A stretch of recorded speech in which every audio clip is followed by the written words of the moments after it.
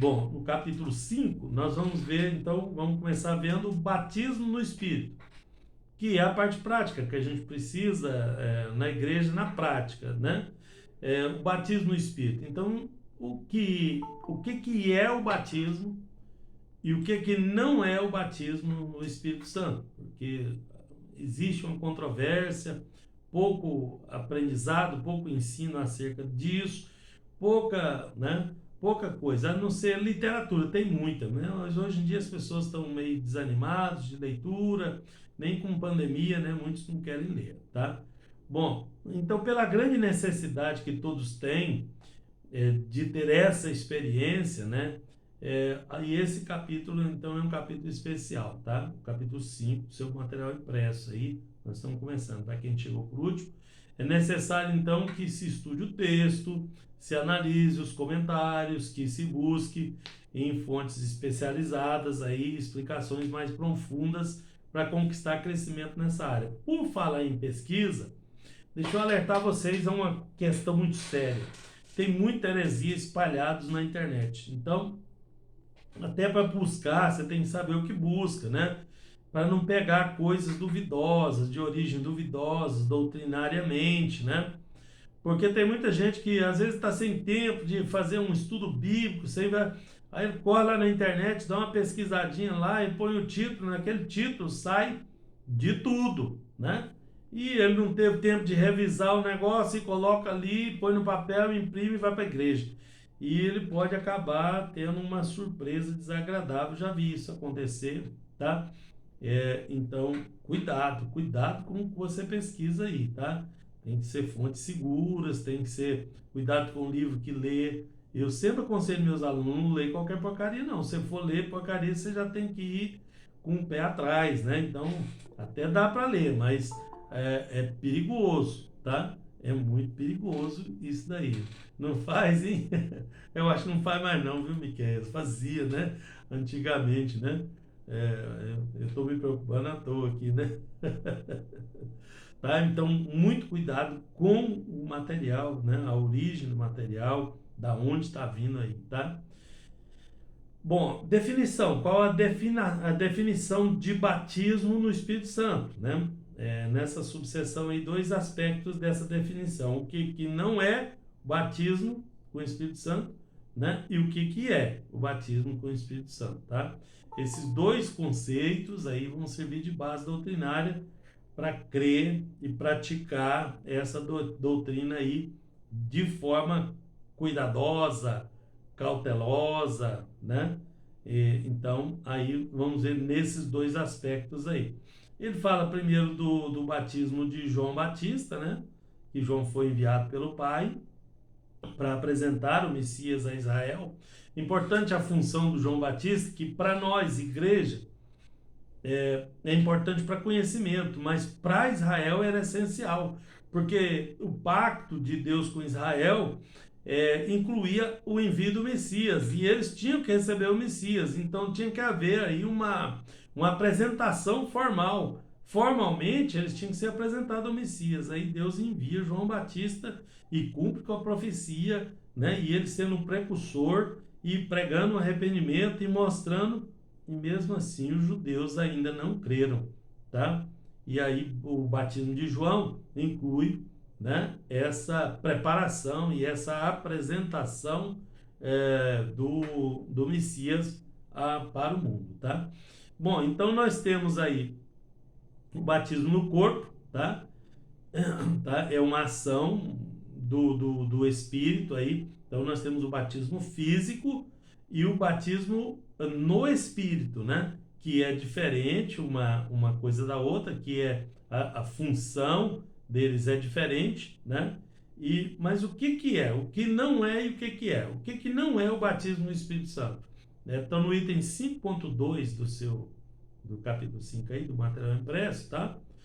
Não é o batismo no corpo, como ficou dito, né? Então não é o ato da salvação do pecador, do convencimento do Espírito Santo. Então, o batismo no Espírito Santo não é aquele batismo nas águas, aquele batismo no corpo ali, tá?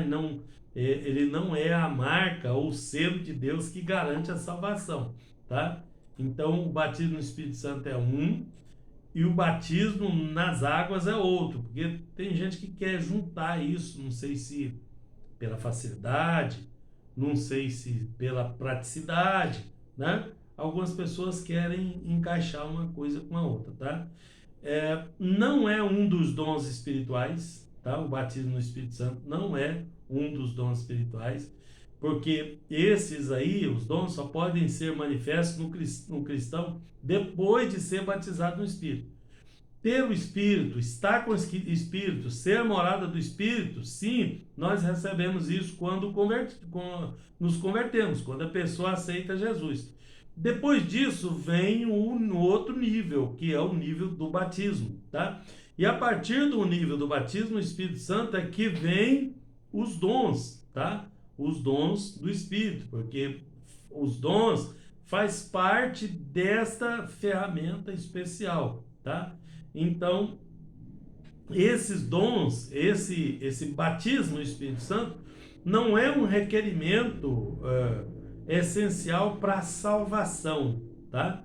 A salvação, os requisitos já foram preenchidos lá, né? Quando a pessoa crê, levantou a mão, aceita, aí o Espírito Santo passa a fazer morada nele, ele tem o Espírito Santo, tá? Ele tem o Espírito Santo nele, tá?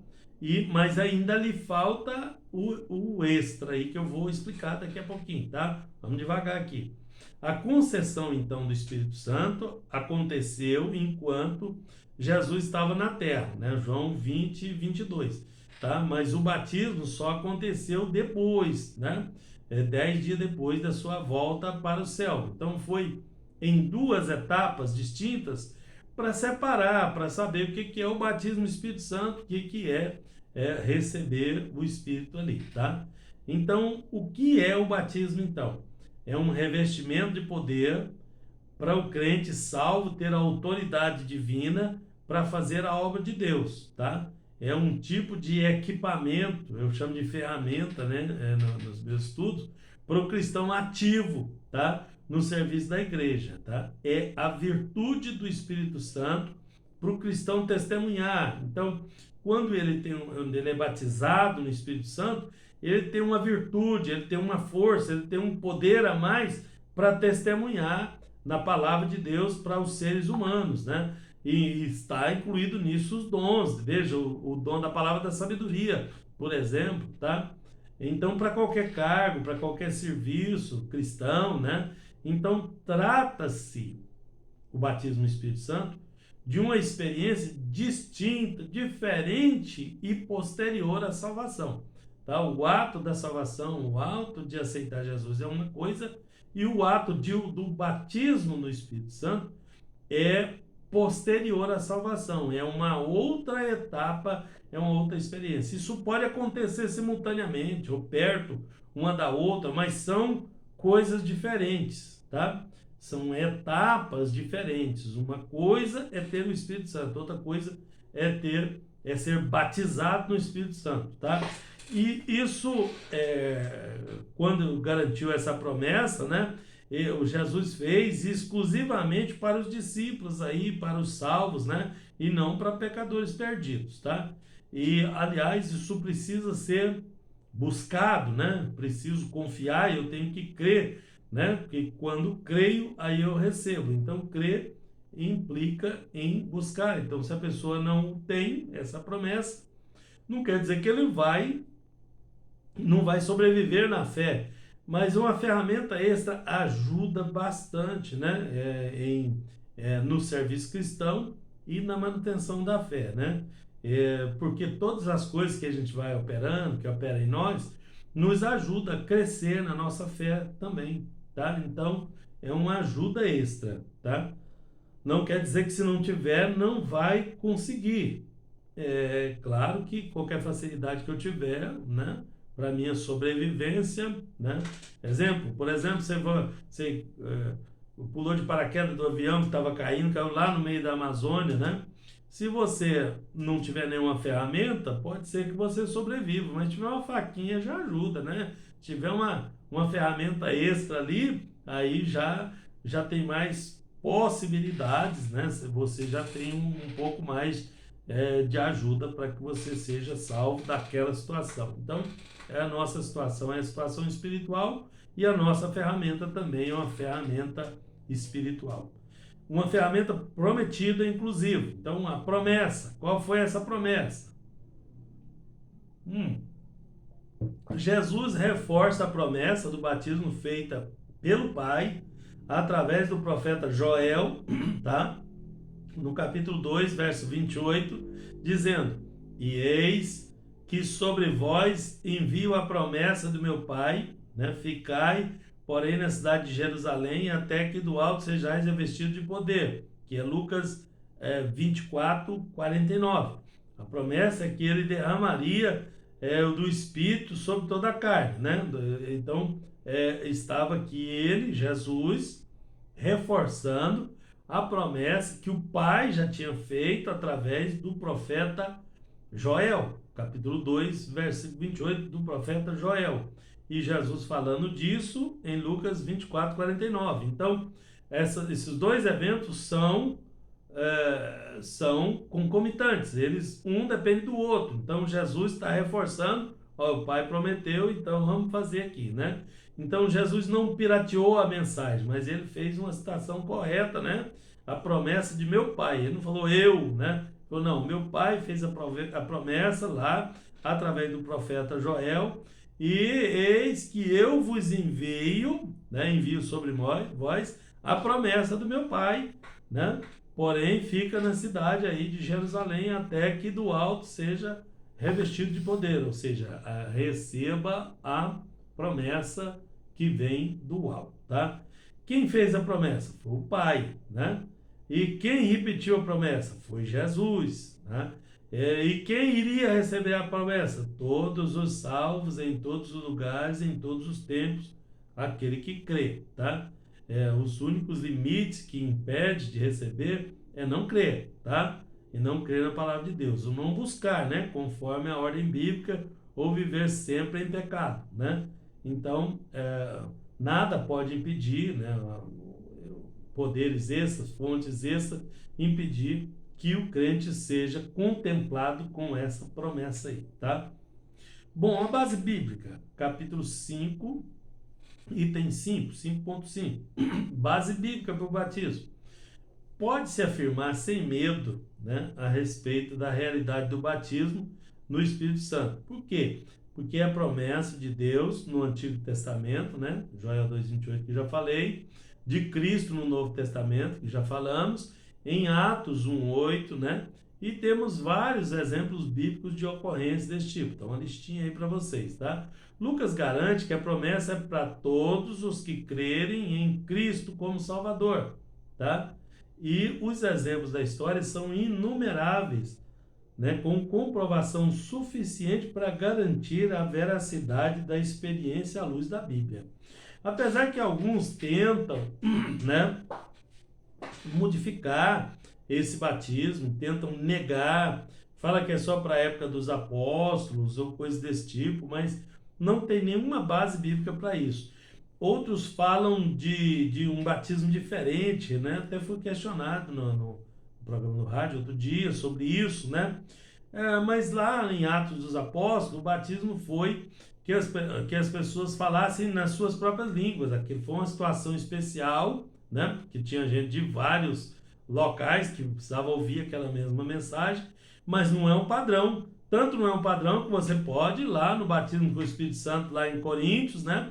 Onde Paulo, ensinando a igreja, fala que o que fala em língua estranha, então é língua estranha mesmo, que ninguém entende. Ele não fala para os outros, porque os outros não vão entender. Ele fala ele e Deus. Então, tem sim o caso.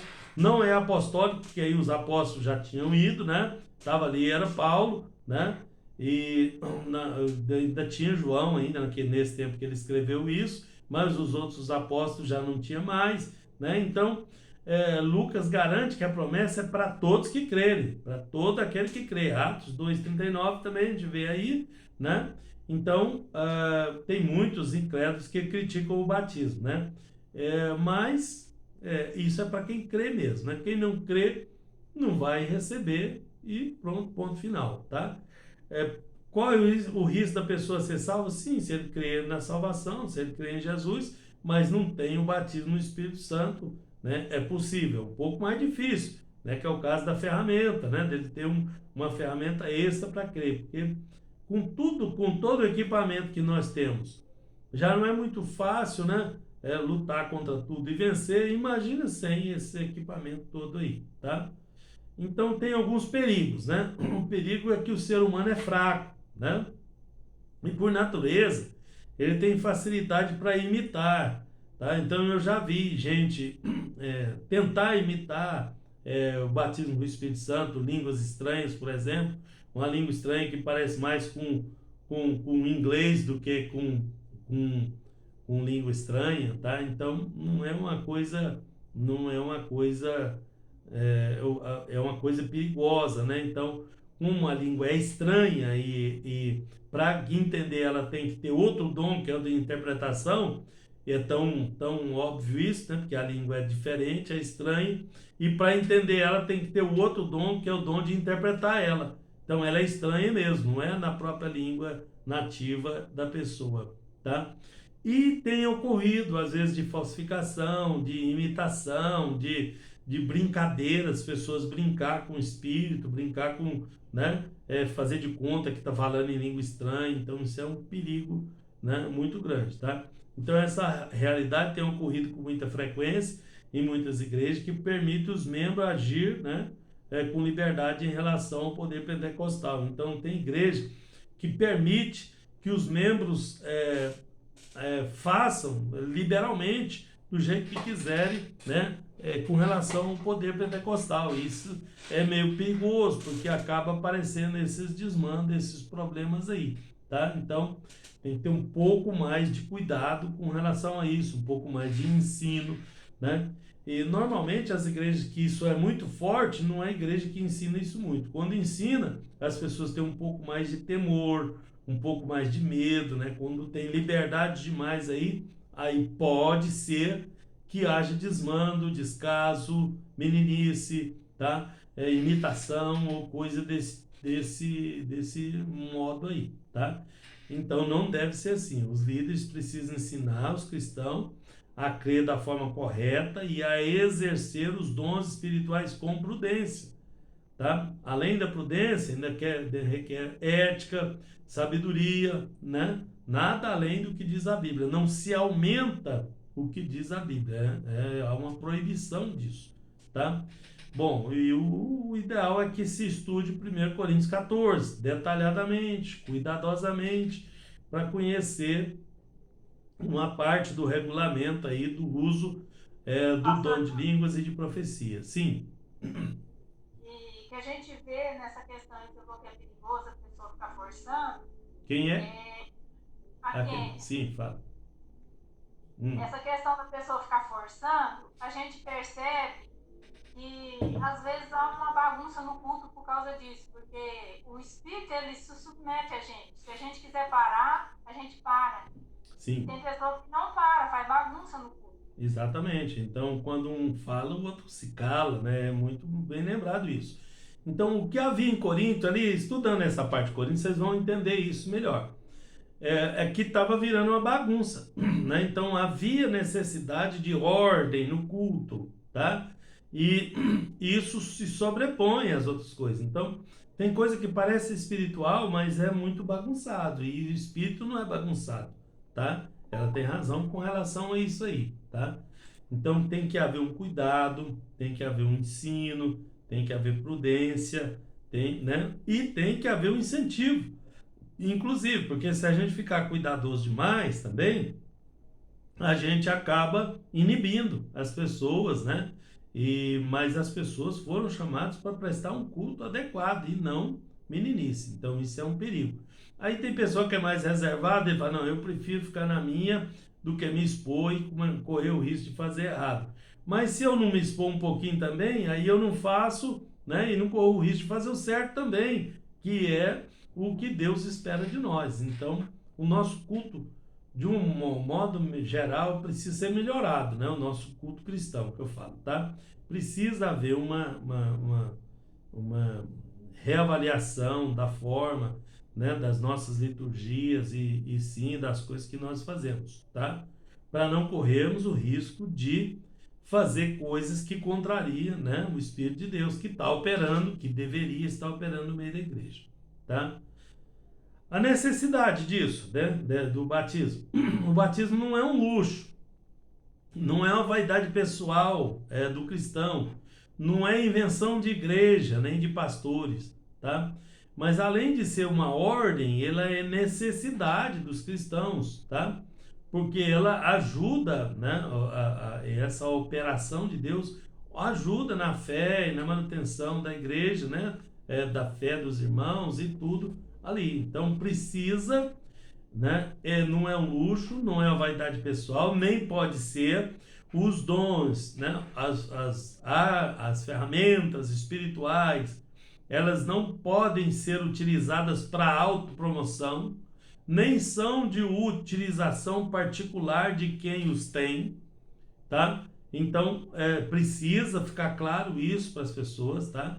Então, há muitas realidades pesadas no serviço do reino de Deus, né, que ultrapassam a capacidade humana, né, para resistir ou realizar. Por isso, o batismo é o suprimento divino para se fazer o trabalho cristão em qualquer situação, tá? Então, a pessoa, ele pode ser enganado por espíritos enganadores, mas se tem um ali que tem, no meio da igreja, que tem um dom de discernimento de espírito, já vai dar o alerta, fala, não, isso não é de Deus, não, esse espírito é do demônio. E o quanto tem operado espíritos demoníacos no meio das igrejas. Por quê? Porque falta o outro dom, que é o dom, né, do discernimento, de discernir isso, tá? Então, uma coisa é você interpretar, outra é discernir. Interpretar, você interpretar a língua estranha. Você tem a língua estranha, a interpretação dela, mas o discernimento de espírito é que mostra se o espírito é de Deus ou não é. Tem alguns testes que a gente pode fazer, e a Bíblia mesmo nos ensina, né? Do espírito que nega, tá? Mas a gente às vezes passa despercebido e não vê que, né? Não percebeu. Aí sim, quem tem um dom, né? O ideal é que todos aqueles dons estejam na igreja. Não todos em uma pessoa só. O ideal não. Mas quando não tem ninguém para usar, Deus vai colocando mais função nas costas de um só. Então tem gente que tem muitos dons e outro não tem nenhum, tá? Mas o ideal é que esses dons fossem bem distribuídos dentro da igreja, para que as pessoas tenham ali, né, várias pessoas tenham a oportunidade de fazer parte, né, da obra, do trabalho de Deus, de contribuir com isso aí, tá? Então o batismo é um suprimento, né? Ele supre o cristão para fazer a obra, ele fortalece ele, diferente da Santa Ceia, que as pessoas tomam ele para se fortalecer, e ela é uma mnemônica, né? É uma lembrança, a pessoa se sente forte realmente porque ele se sente fazendo a vontade de Deus. Mas não é a Santa Ceia não é essa a função dela. Ela é para se lembrar né, para nós não nos esquecermos da obra de Cristo na cruz. Já o poder não, o poder do Espírito é para nos dar resistência espiritual mesmo, né? Para nos dar fortalecimento espiritual, para que nós possamos fazer o trabalho cristão né, bem suprido. Então a diferença do cristão batizado no Espírito Santo e outro não batizado no Espírito Santo é muito grande, né, espiritualmente, tá? Porque envolve um enorme segredo, um segredo grandioso que vem do céu, tá? A capacidade espiritual para ter sucesso na obra de Deus, que é o batismo do Espírito Santo, tá? O batismo não é mérito para a conduta pessoal, ou seja, não é por merecimento de conduta pessoal, mas é um equipamento para trabalhar, para trabalho, tá? Então, quem não entendeu ainda, né? Entenda, tá? Que os dons espirituais vindos com o batismo do Espírito Santo são ferramentas de trabalho, tá? Então a pessoa não usa ele para si mesmo, não deveria usar, não usa ele para se beneficiar a si mesmo de alguma forma, porque já tem gente que faz isso distorcido e acaba usando dons, né, para ganhar dinheiro, para ganhar poder, prestígio, para ganhar, né, visibilidade no meio da igreja. Tem pessoas que têm necessidade de ser notada, de ser elogiado e tudo. Aí ele usa os dons para alcançar objetivos, que são perigosos, né? Então, não é para isso que servem os dons. Os dons são ferramentas espirituais que possibilita, que dá ao crente uma ferramenta de trabalho para ele fazer bem a obra que Deus confiou a ele, tá? Então, o batismo, né, a abrangência dele é 5.8, o batismo no Espírito não se limita a alguns cristãos privilegiados, tá? Mas é prometido a todos, de um modo geral. Por que não é todos que têm? Porque não foi todos que buscou, não é todos que crê suficientemente, não é todos que têm esse preparo suficiente para receber esses dons, porque são ferramentas que são conquistadas, tá? Tudo de Deus é conquistado, né? E conforme Atos 2:39, né? 2:39, tá? A vós, os judeus, a vossos filhos, né? Na carne, na fé, tá? E a todos que estão longe, os gentios, né? E a todos quantos o nosso Deus, nosso Senhor chamar, ou seja, todos que ouvirem o evangelho. Então é uma promessa abrangente, ampla, né? Para todo aquele que nele crê. Então há uma abrangência bem grande aí da promessa do Espírito Santo, tá?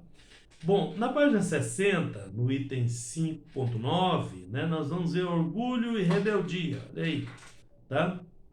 O cristão que se considera salvo e não for batizado no Espírito Santo, né, e ouse bater no peito, né, e diz que é capaz de fazer tudo na obra de Deus sem esse batismo, é orgulhoso. Isso é orgulho, porque o batismo também ele requer uma dose extra de humildade para a pessoa crer, né, e receber isso daí, tá? Então, aquele que antes de receber já acha que pode fazer as coisas de Deus, né, sem o batismo no Espírito Santo, isso é um orgulho muito grande, tá?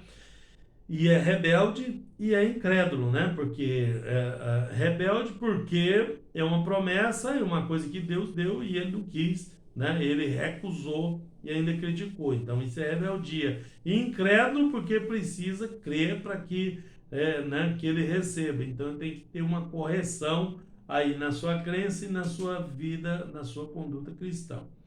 Em parte isso acontece, e acontece, tá? Mesmo nas igrejas, é por falta de ensinamento, de aprendizado. Então, a maior parte dos problemas que nós temos na igreja foi falta de instrução, tá? Por que tem poucos irmãos que são batizados? Falta de instrução. Por que tem alguns que são batizados e faz errado? Falta de instrução. Então, veja que o aprendizado, né, a palavra de Deus, ela é a baliza. Ela é o que limita as coisas, tá? Nenhum cristão sábio segue o exemplo desses irmãos aí, né, que são desobedientes, orgulhosos e rebeldes, tá? Mas em obediência à palavra de Deus se afasta, né, porque ele oferece perigo para a fé das pessoas, tá? Então, o orgulho e a rebeldia, eles vão ser tratados através da palavra, né? E sendo ele tratado, aí entra nele a humildade suficiente, a fé suficiente, ele vai crer e vai receber. Então, se ele não recebeu, ainda está ali faltando, né, um pouquinho mais, chegar um pouquinho mais perto aí, né? Não é todos que são rebeldes, não é todos que são orgulhosos, né? Tem uns que ainda não conseguem crer o suficiente, ainda não chegou nesse patamar, não foi ensinado o suficiente, não foi discipulado o suficiente. Então, eu digo para vocês que a maior parte do problema está na igreja, na instituição, e não no cristão. O cristão, ele não sabe o que ele quer, não sabe onde ele pode ir, não sabe o que isso vai dar, tá? Então, tem 3 maneiras do crente receber o batismo no Espírito Santo, tá? Pode receber simplesmente buscando em oração, com fé, né, na promessa, com imposição de mãos de obreiros, com as vidas consagradas, também se recebe assim, e também mediante a exposição correta e fervorosa da palavra de Deus. Essas 3 são as formas, tá? Conseguindo, colocando isso em prática, fazendo isso do jeito que tem que ser feito, aí é que se alcança o batismo do Espírito Santo, que é tão necessário, vamos dizer assim, na obra de Deus. Ok? Vamos para o próximo, então?